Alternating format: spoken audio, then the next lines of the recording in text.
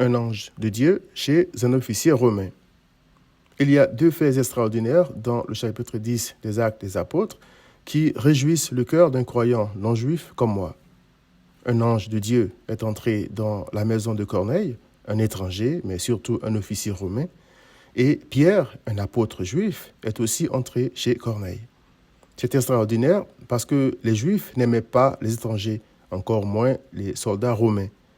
Pierre lui-même dit dans ce chapitre, « Il est défendu à un Juif de se lier avec un étranger ou d'entrer chez lui. Mais Dieu m'a appris à ne regarder aucun homme, c'est-à-dire surtout non-juif, comme souillé et impur. » Acte 10, 28. En méditant sur ces œuvres de Christ, j'ai appris deux choses. Premièrement, Christ a non seulement réconcilié ses enfants juifs et non-juifs avec l'Éternel en se chargeant de leur impureté, mais il les a aussi réconciliés les uns avec les autres. Car il est notre paix, c'est-à-dire la paix des croyants, lui qui des deux n'en a fait qu'un et qui a renversé le mur de séparation, voir Éphésiens 2, verset 14. L'ange qui est apparu à Corneille, Acte 10, 3 à 6, l'a instruit de faire venir l'apôtre Pierre chez lui. Pendant ce temps, dans une autre vision, Acte 10, 9 à 16, le Seigneur disait à Pierre, « Ce que Dieu a déclaré pur, ne le regarde pas comme souillé. » Acte 10, verset 15. Le préparant ainsi à faire l'impensable pour un juif, c'est-à-dire entrer chez un non-juif et se lier avec lui. Christ déclarait ainsi que l'Éternel n'était pas le Dieu des Juifs uniquement.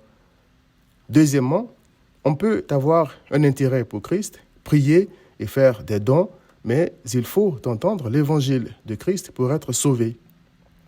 Ayant préparé le cœur de Corneille, Christ a chargé Pierre d'aller lui annoncer la bonne nouvelle. Il est écrit, « Alors Pierre, ouvrant la bouche, dit, « En vérité, je reconnais que Dieu ne fait point d'acception de personne. Mais quand toute nation, celui qui le craint, c'est-à-dire qui vient à lui par Christ, et qui pratique la justice, c'est-à-dire qui est revêtu de la justice de Christ, lui est agréable. Il a envoyé la parole aux enfants d'Israël en leur annonçant la paix par Jésus-Christ, qui est le Seigneur de tous. Vous savez ce qui est arrivé dans toute la Judée. Après avoir commencé en Galilée, à la suite du baptême que Jean a prêché, vous savez comment Dieu a oint du Saint-Esprit et de force Jésus de Nazareth, qui allait de lieu en lieu, faisant du bien et guérissant tous ceux qui étaient sous l'empire du diable, car Dieu était avec lui. Nous sommes témoins de tout ce qu'il a fait dans le pays des Juifs et à Jérusalem. Ils l'ont tué en le pendant au bois. Dieu l'a ressuscité le troisième jour et il a permis qu'il apparût non à tout le peuple, mais aux témoins choisis d'avance par Dieu, à nous qui avons mangé et bu avec lui après qu'il fut ressuscité des morts.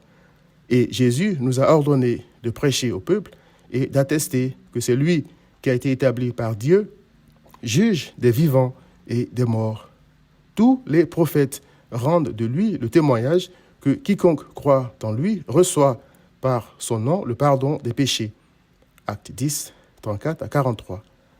Cher ami, il est écrit, comme Pierre prononçait encore ces mots, le Saint-Esprit descendit sur tous ceux qui écoutaient la parole, c'est-à-dire y compris les non-juifs. Verset 44.